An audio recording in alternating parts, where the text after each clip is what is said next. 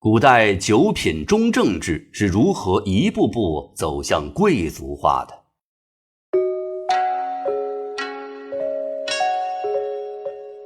在中国历史的官僚体系当中，科举制是我们最耳熟能详的制度。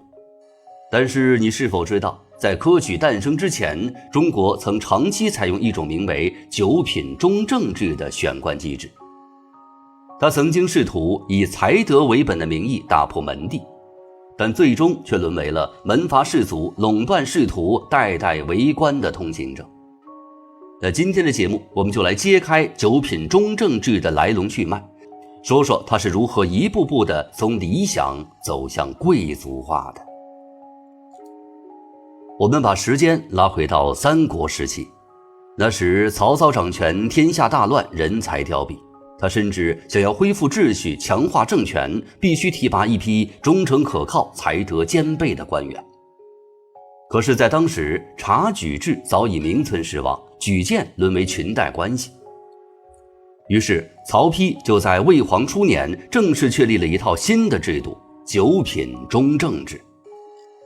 简单来说，就是在全国分设中正官，由中央任命，这些人负责考察地方人士，根据其德行、才能、家世等因素，评定为上上、上中、中上，一直到下下，共9个品级。朝廷再依据他们的品级任用相应的职务。理论上，这个制度它不拘一格降人才，不再依靠地方官私相授受。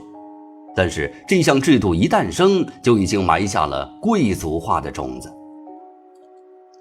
按理说，九品评定看的是才德，但是在操作当中，家世远远超过了能力。你若是寒门，对不起，再有才能也只能评个中下。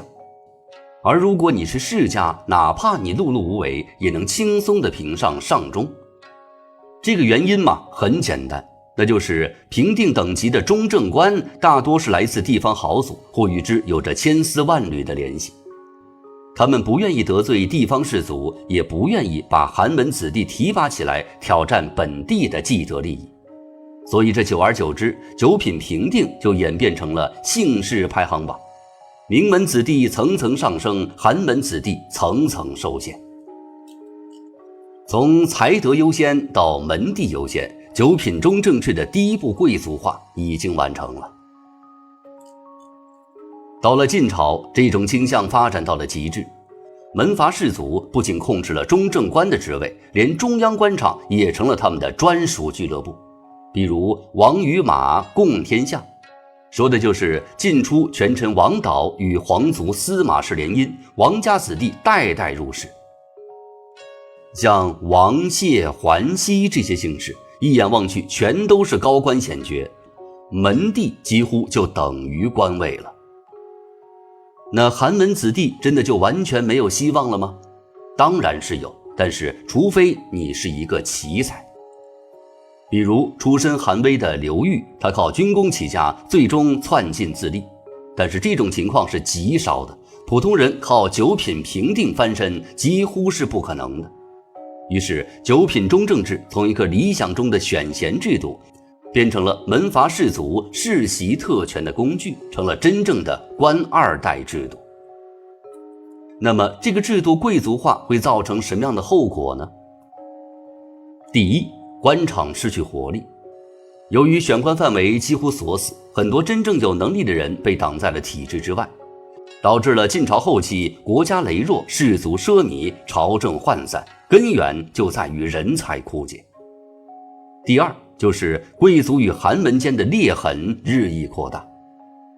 寒门子弟积怨已久，不少人投身军旅，成为割据势力的基础。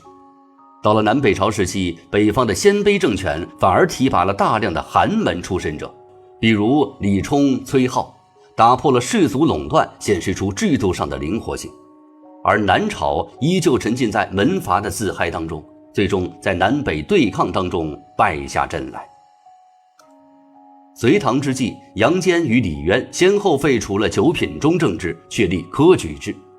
这不是一夜之间的改革，而是对门阀制度全面崩溃之后的必然选择。唐太宗李世民深知，如果再不打破门第，国家根基将会被榨干。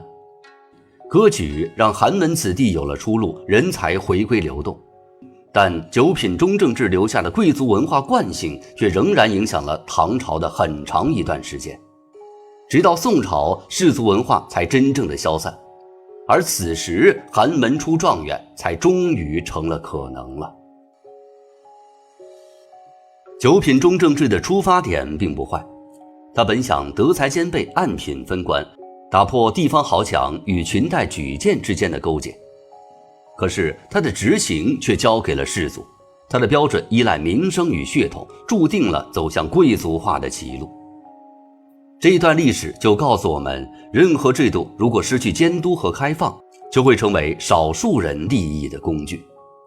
九品中正制的终结不仅是制度之败，也是贵族阶层的盛极而衰，而他留下的历史境界直到今天依然值得我们深思呀。